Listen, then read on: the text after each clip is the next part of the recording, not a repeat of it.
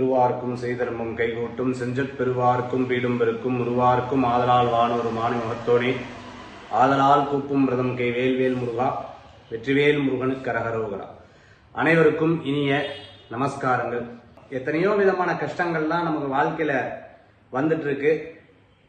நம்ம கடவுள்கிட்ட ஏன் என்னை மட்டும் இப்படி காப்பாற்ற மாட்டேங்கிறேன், என்னை மட்டும் இப்படி கஷ்டப்படுத்துறியே, நான் என்ன பண்ணேன், யாருக்கு என்ன துரோகம் பண்ணேன்னு உரிமையோட கேட்ட கூடிய காலங்கள்லாம் நம்மகிட்ட கண்டிப்பா இருக்கும். நான் ஒரு முறை வடபழனி முருகன் கோயிலுக்கு தரிசனத்துக்கு போயிருக்கேன். அப்படி போகும்பொழுது ஒரு அம்மா வந்து ஐயா உங்களுடைய நிகழ்ச்சிகள்லாம் நான் பார்ப்பேன், எனக்கு ரொம்பவுமே பிடிக்கும், நீங்க பேசக்கூடிய விஷயம் முருகா முருகா முருகான்னு சொல்லுவீங்க. நான் எப்பவுமே அம்பாளுடைய பக்தி, இந்த முருகருடைய பக்தி நீங்க சொல்றதை கேட்டு எனக்கு பெரும் மாற்றத்தை ஏற்படுத்துச்சு.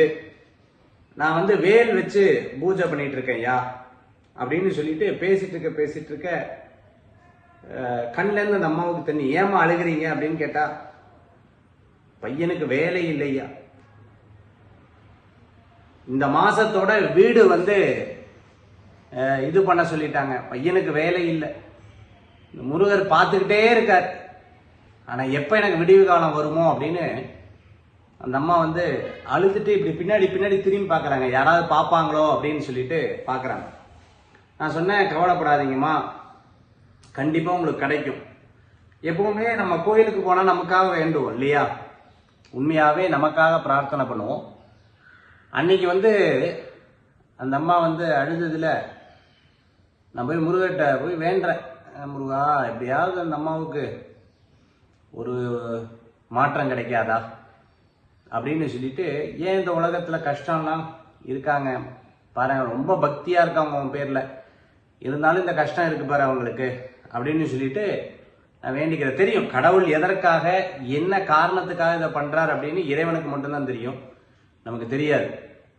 அந்த மாதிரி நான் மனசார வேண்டிட்டேன். எப்பவுமே நமக்காக வேண்டிக்கிற இது இருக்கும். நான் எப்படியாவது வேலை கிடைக்கட்டும் அப்படின்னு சொல்லிட்டு வேண்டிட்டேன்.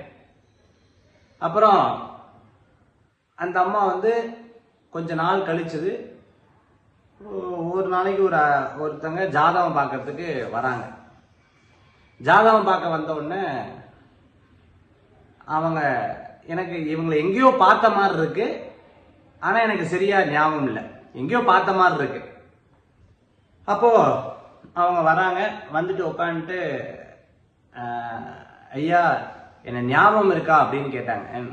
வடபழனி கோயில்ல நம்ம பார்த்தோமே, நிறைய பேர்த்த பார்க்கறேன், எனக்கு ஆமா இல்ல அப்படின்னு சொல்லி யோசிக்கிற தருணத்துல, பையனுக்கு வேலை கிடைக்கிறேன், நான் கூட உங்ககிட்ட கண்ணீர் விட்டு அழுதேன், ரொம்ப மன்றாடினேன், ரொம்ப அழுதேன் இல்லையே, ஆமா ஆமா ஆமா ஆமா ஆமா சொல்லுங்கம்மா அப்படின்னு. ஏன் பையனுக்கு நல்லபடியா வேலை கிடைச்சு இப்ப வீடு வாங்கறதுக்கும், அதாவது பிளாட்டுக்கும் புக் பண்ணியிருக்கான் ஐயா அப்படின்னு ஒண்ணு எனக்கு ஒரு பெரிய ஆச்சரியம். அதாவது பாருங்க, இப்ப சொல்லும் பொழுது மயில் கத்துது, அதாவது பெரிய அதிசயம் தாங்க, பெரிய அதிசயம். இந்த முருகப்பெருமானுடைய இது எப்படின்னு கேட்டீங்கன்னா, நம்ம நினைக்கிறோம் கோயிலுக்குள்ள போய் வேண்டினா இந்த காரியம் நடக்கும்னு. நான் வடபழனி கோயில்ல நான் நினைச்சேன், அந்த வீதியிலேயே நின்று நிறைய விஷயம் இப்படி போகும்போது இப்படி பிரார்த்தனை பண்ணிருக்கேன், அத்தனை காரியமே நடந்திருக்கு. ஏதோ அந்த கடவுளை வேண்டினா அந்த காரியம் நடக்கிறதுக்காக இந்த நான் விஷயத்த சொல்லலை, நாம சொல்லக்கூடிய வார்த்தையை இறைவன் கேட்கிறார், அதுதான் உண்மை. திறமை நமக்கு இருக்கணும், நமக்கு பெரிய அனுபவம் இருக்கணும், இதெல்லாம் உண்மை.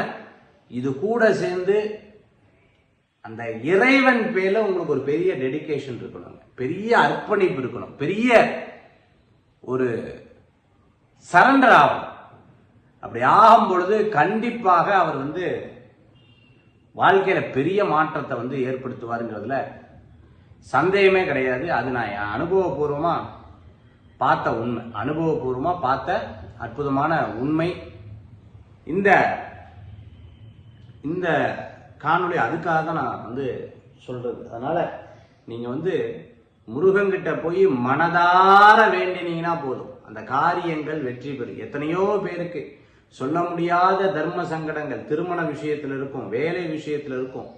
நான் கோயிலுக்கு போகும்போது சொல்றாங்க, சார் எனக்காக பிரார்த்தனை பண்ணிக்கோங்க சார்னுவாங்க. சரிங்கன்னு சொல்லிட்டு விடுறதில்ல, அவங்களுக்காக உண்மையாவே பிரார்த்தனை பண்றது உண்டு. அத்தனை காரியங்களும் அப்படியே நடக்குது. அதான் கண் கண்ட தெய்வம்னு சொல்றாங்க. எங்கும் முருகர் எதிலும் முருகராக இருக்கக்கூடியவர், எங்கும் முருகர் எதிலும் முருகராக இருக்கக்கூடியவர். அந்த முருகப்பெருமானே நீங்க மனதார வேண்டினீங்கன்னா அத்தனை காரியங்களும் வெற்றியாகுது. இதுக்காகவே நான் என்ன பண்ணியிருக்கேன்னா, இப்போ ஒரு பெரிய குரூப் ஒன்று ஆரம்பிச்சிருக்கோம். இந்த உலகமெங்கும் இருக்கக்கூடிய முருக பக்தர்கள் இந்த குரூப்ல ஜாயின் பண்ணிக்கணும். 739-739-4829 739-739-4829. தினந்தோறும் முருகப்பெருமானை பற்றிய விசேஷங்கள், அதே மாதிரி அவருடைய சிறப்புகள் பத்தி நம்ம இதுல பார்க்க போறோம். அதனால முருக பக்திங்கிறது சாதாரணம் கிடையாது. இப்போ ஒரு நிகழ்ச்சிக்கு போயிருந்தேன், என் பக்கத்துல இருக்கிற அஸ்ட்ராலஜர் ரொம்ப அழகா சொன்னாங்க. அதாவது முருகரை வேண்டினா காரியம் நடக்கும். ஆனா முருகர்கிட்ட ஒரு விஷயம், முருகரை நினைச்சு அப்படின்னு சொன்னாலே போதும், முன்னாடி நிப்பாரு அப்படின்னாங்க. எவ்வளவு பெரிய அற்புதமான வார்த்தை பாருங்க. வெற்றிவேல் முருகனுக்கு கரகரோகரா. நன்றி, நமஸ்காரங்கள்.